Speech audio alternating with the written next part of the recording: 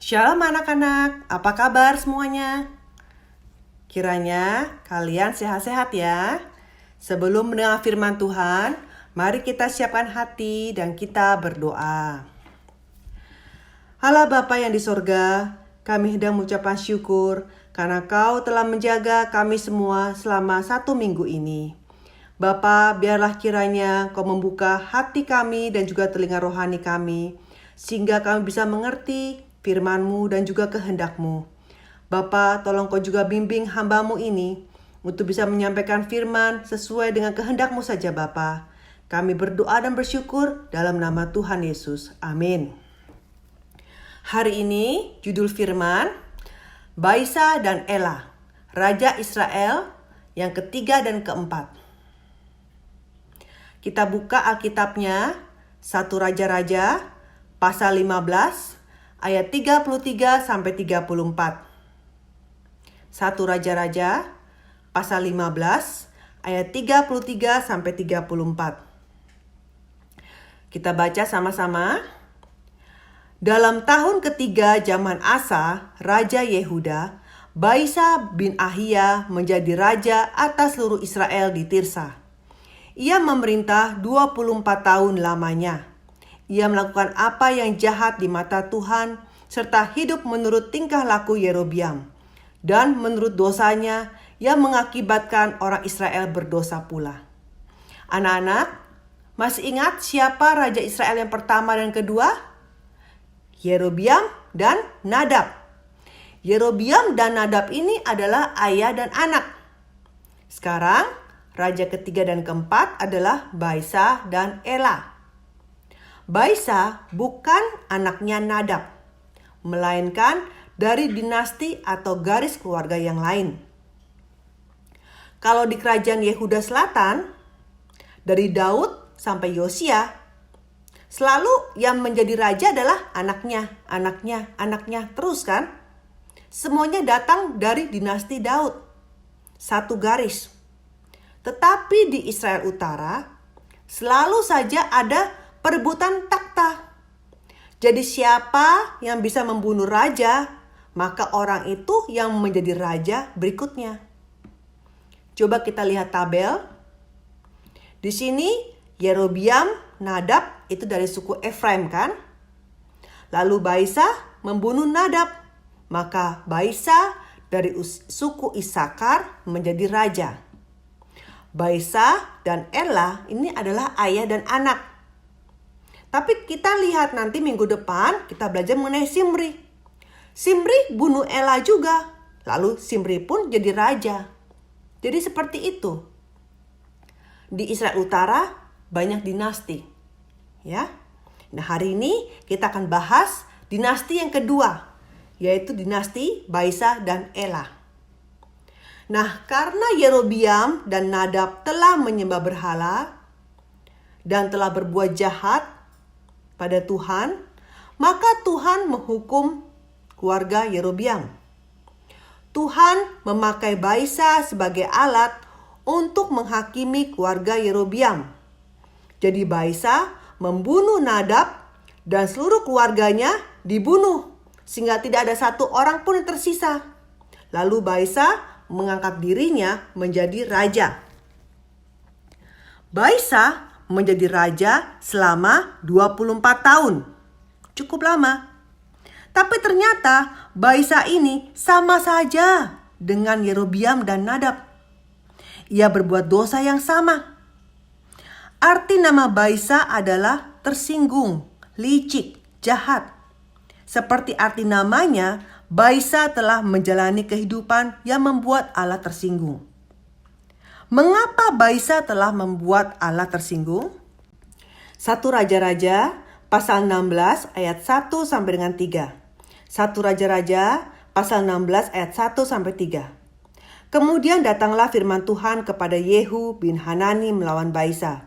Bunyinya, oleh karena engkau telah kutinggikan dari debu dan kuangkat menjadi raja atas umatku Israel, tetapi engkau telah hidup seperti Yerobiam dan telah menyuruh umatku Israel berdosa, sehingga mereka menimbulkan sakit hatiku dengan dosa mereka, maka sesungguhnya aku akan menyapu bersih Baisa dan keluarganya.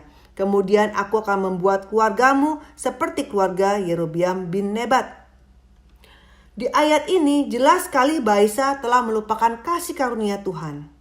Sebenarnya Baisa tidak ada kualifikasi untuk jadi raja. Ya, nothing. Tetapi Tuhan meninggikannya sehingga dia jadi raja. Tapi setelah jadi raja, dia sombong. Bukannya hidup dengan bersyukur dan menjalani kehidupan yang baik, malahan dia berbuat dosa yang sama seperti raja-raja sebelumnya. Sehingga menimbulkan amarah Tuhan. Akhirnya Tuhan mengutus Yehu dan memberikan peringatan kepada Baisa. Menyapu bersih berarti tidak ada satu anggota keluarganya yang tersisa. Berarti ini sama dengan hukuman yang diberikan kepada Yerobeam dan Nadab, ya kan? Nah, di zaman Baisa, orang-orang menyembah berhala. Tapi orang-orang yang saleh tidak mau menyembah berhala. Maka mereka mau pindah ke Yehuda Selatan. Nah, untuk mencegah orang-orang pindah ke Yehuda, Baisa membuat benteng di Rama. Itu tembok yang tinggi di Rama. Supaya mereka tidak bisa pergi ke Yehuda. Tetapi kemudian benteng ini tidak bisa diteruskan. Kenapa? Karena Raja Yehuda yaitu Asa membayar Ben-Hadad yaitu Raja Aram supaya membantunya. Jadi Raja Aram menyerang Baisa, menyerang bangsa Israel. Sehingga bangsa Israel kalah. Dan pada akhirnya tidak bisa melanjutkan pembangunan benteng. Setelah Baisa mati, anaknya Ela menjadi raja. Arti nama Ela adalah pohon tarbantin atau oak tree. Pohon tarbantin itu batangnya sangat tebal dan kokoh. Dan juga bisa tumbuh tinggi sampai lebih dari 10 meter. Maka pohon ini sering dipakai untuk menyimbolkan kekuatan. Nah, ayahnya Baisa memberikan nama Ela dengan harapan agar anaknya bisa menjadi raja yang kuat dan kerajaannya kokoh seperti pohon tarbantin. Tapi apa yang terjadi kemudian anak-anak? Ela hanya menjadi raja selama 2 tahun.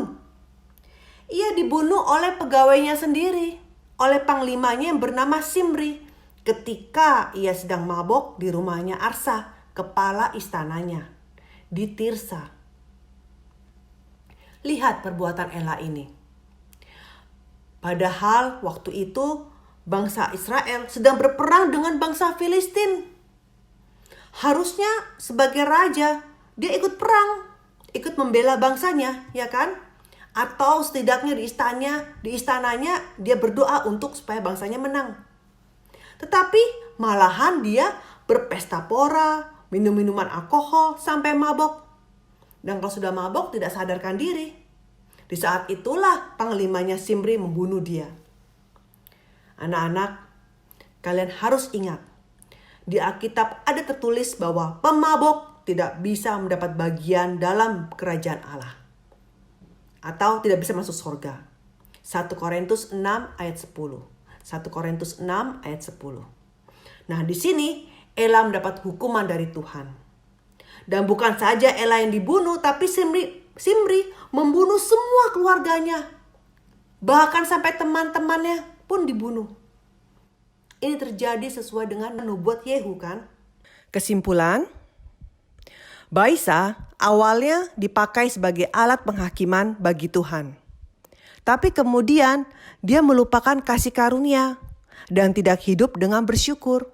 Sehingga ia pun menerima hukuman yang sama dengan keluarga Yerobeam. Ela adalah raja yang malas dan tidak bertanggung jawab. Ia hanya hidup berfoya-foya di dunia. 2 Petrus pasal 2 ayat 12-13 mengatakan, orang yang berfoya-foya akan dihancurkan. Dan Ela mati dengan tragis di tangan pegawainya sendiri.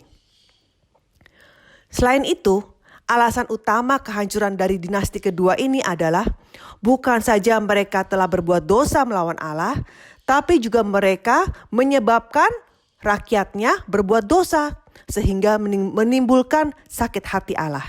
Itu ada di 1 Raja-Raja pasal 16 ayat 13. Anak-anak, mabuk dengan kenikmatan duniawi juga bisa menimbulkan amarah Tuhan. Karena kenapa? Ini sama dengan penyembahan berhala. Kolose 3 ayat 5. Apa saja contoh dari kenikmatan duniawi? Ini adalah hal yang kita lebih sukai daripada firman Tuhan.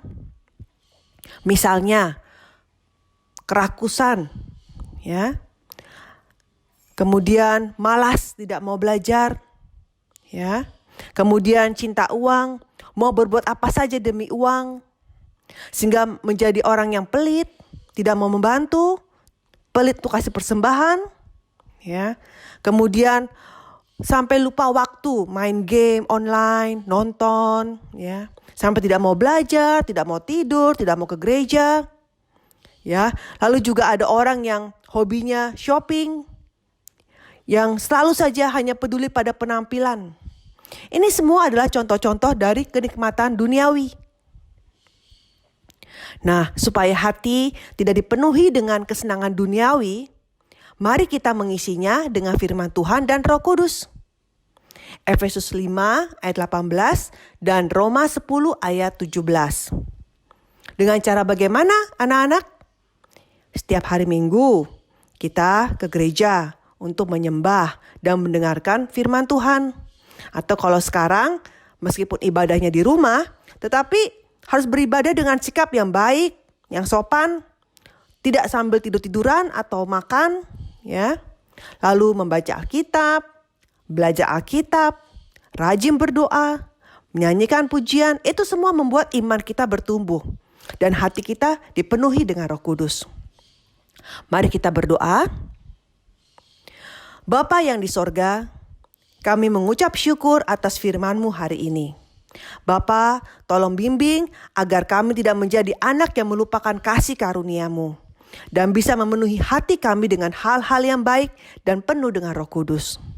Allah Bapa, kami juga hendak memberikan persembahan. Kiranya Bapa menguruskan persembahan kami yang kami berikan dengan sukacita. Kami berdoa dan bersyukur dalam nama Tuhan Yesus. Amin. Kita doa Bapa kami. Bapa kami yang ada di sorga, dikuduskanlah nama-Mu. Datanglah kerajaan-Mu. Jadilah kehendak-Mu di bumi seperti di sorga. Berikanlah kami pada hari ini makanan kami yang secukupnya, dan ampunilah kami akan kesalahan kami, seperti kami juga mengampuni orang yang bersalah kepada kami. Dan janganlah membawa kami ke dalam pencobaan, tetapi lepaskanlah kami daripada yang jahat. Karena Engkaulah yang mempunyai kerajaan dan kuasa dan kemuliaan sampai selama-lamanya. Amin.